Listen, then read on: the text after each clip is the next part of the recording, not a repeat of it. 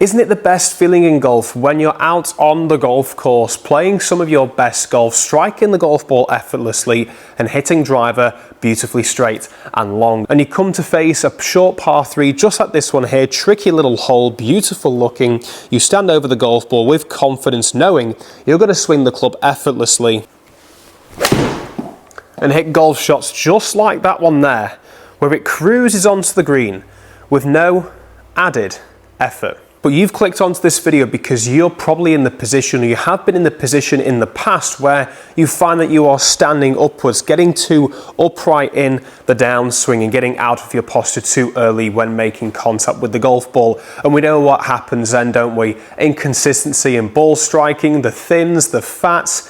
It's just not reliable and it's not easy to play with. Very, very frustrating. So what I would like to show you in this video is a very simple drill that I've given a couple of my online students who have suffered with this same issue of standing upright as they make their way into the downswing. Now, the key when golfers stand upright in the downswing, there is always a reason to why this happens. Whether it's all to do with the way they move the body in their golf swing or the way their arms work in the golf swing. I'm going to explain those two in particular, have a look into then the drill and how we can combine those movements to make your golf swing feel effortless and hit golf shots just like the one I just did then. Now, just before we dive right in, if you are new to the channel, welcome. I'm Harry, a golf teach professional, posting content just like this every single week to help you lower your scores. So consider clicking that subscribe button if you find this tip and drill useful in this video and it helps you improve your game, as there's lots more coming out every single week and it's completely free to do. Now, when we take a look at this movement where we stand up in the downswing, and it becomes very tricky for us to make that decent contact with the golf ball. If we take a look at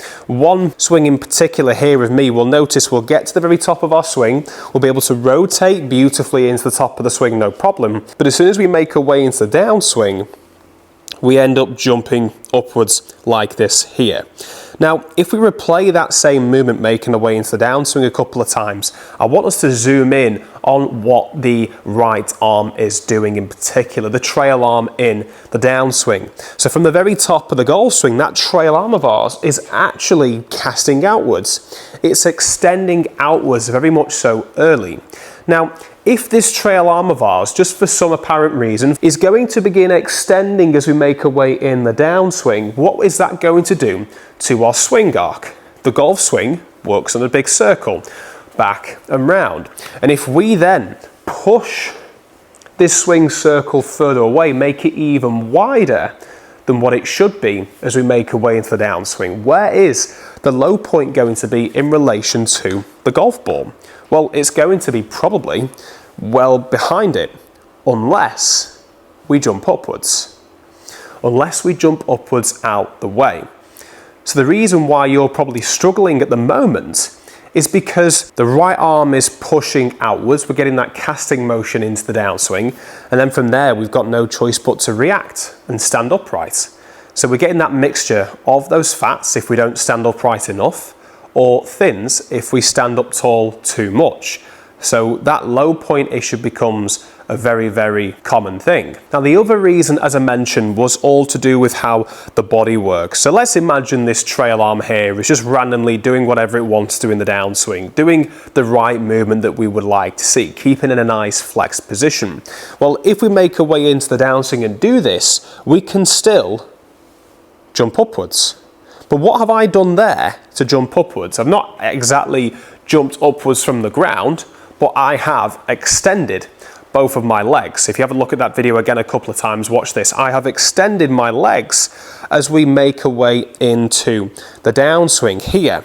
So as we extend our legs, that's going to cause the low point. Think of it with that circle again going round us. And the low point is here just after the golf ball, ideally, so we can get that ball then turf interaction with the irons.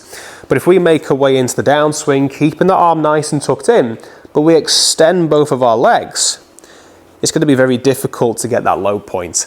We're either going to be trying to conjure up something last minute to make decent contact with the golf ball, or we're just going to simply top the golf ball again. So the two movements that I want to look into changing for you to help you stop standing up in the golf swing instantly is all to do with this trail arm and the lower body movements. if we can calm down this lower body pushing upwards, straight upwards, then that's going to really help you stay over the golf ball. But also, if we control what this right arm does in the golf swing, keeping that flexed as opposed to casting it away, that's also going to make you stay over the golf ball, because you're not going to react in a way that's going to make you conjure up things last minute. So, the simple drill to be able to fix those two movements is taking the club and putting your trail hand right in the middle of the club shaft, just like this here. And what I want you to do is set it so the butt end of the club is directly in line with your feet at the setup position. You can place your left hand just ever so slightly underneath your chest or on your chest. I've just got it below just so I avoid making contact with the mic. So you can see here already I've got my trail arm in an ever so slightly flexed position with the elbow facing towards the body, butt end of the elbow facing away. So as I begin to turn into the backswing, obviously everything is going to feel fairly similar to what you're used to in the golf swing, assuming that you've got a very much so reliable backswing. If not, I'm going to place a backswing video for you to take a look at anyway at the end screen, so make sure you look out for that. So we're up to the top of the swing just from this point here, and as we make our way down, there's two movements I want you to get. I want you to press down into the ground like this here. We're actually pressing down into the ground rather than pushing upwards. We're going to press down into the ground, but we're also going to tuck our elbow into the side of the body. So when we do this movement here, I'm just going up to the top of my swing. I'm not keeping this exactly too tucked in. I want to make sure there's a little bit of room here between my trail arm and the body for me to be able to tuck that elbow in as we start the downswing. And as I start the downswing from this movement here, I'm pressing down and I'm getting my elbow to tuck in. I'm not applying any body rotation just yet. Now the reason for this, if we apply the body rotation very much so early, that can encourage the club to throw out if we're not quite strong enough at speed to hold this angle from the top of the golf swing. And as soon as that angle comes out, we've then got to conjure up things last minute again. So we've got the club right in the middle of the club shaft, butt end of the club facing towards the target. Then we're just turning up to the top of the swing as normal, and we're pressing into the ground as we get the elbow to tuck into the body. And when we take a look at where the butt end of the club is pointing, well, it's pointing directly at the golf ball from my eye angle. So that's a great indication that you're doing this move correctly.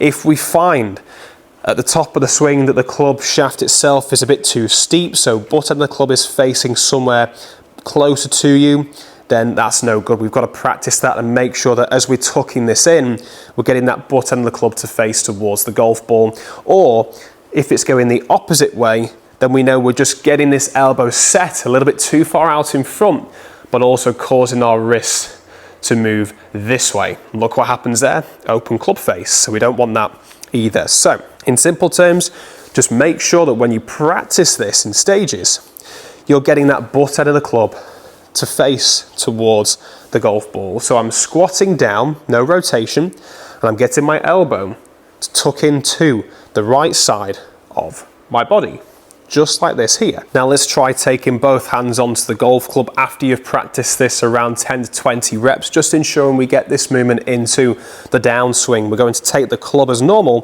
turn up to the very top of the golf swing, and then from here we're going to press into the ground and tuck this elbow in. So same feeling of that butt end of the club continuing to point at that golf ball. We're not going to point it this way or this way, at the golf ball. So the question is, now we're in this position, how do we hold this angle into place and allow the body to rotate freely on the way through, rather than getting back into this standing up emotion and jumping out of our posture?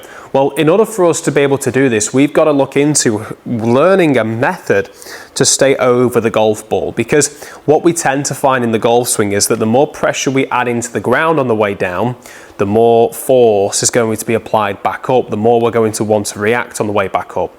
This is great for power, but if you're someone that's so used to standing up too early, this is a problem for you. We've got to be able to stay over the golf ball for longer. So once you make your way into the downs and you get the club into this position here, what I want you to feel is, rather than allowing the legs to push up and this right arm to extend on the way down, we just want to simply hold this angle and turn the body. So you can see here, as I'm doing this action here, we're holding the angle, we're turning the body.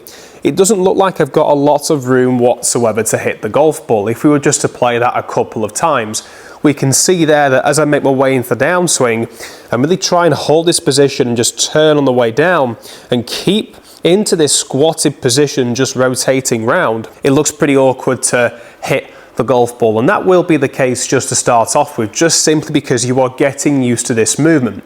But I can guarantee that once you start to apply this into full swings, you're nowhere near going to be in that position. It's going to feel like you're really low, but nowhere near as low as you think. So as we make our way up to the top, we're pressing down with the knees, getting the elbow to sink in front of the body, and then turn on the way through. We're holding this angle. Don't let the knees extend upwards. Just hold them down for as long as you possibly can. Holding this right arm into position all the way through for as long as we possibly can into this slightly flexed position. That's going to help you keep it in and then give you a reason to stay over the golf ball. If this becomes extended just last minute, in reaction, we've got to jump up out the way. So doing this all in one motion, here, feel it here.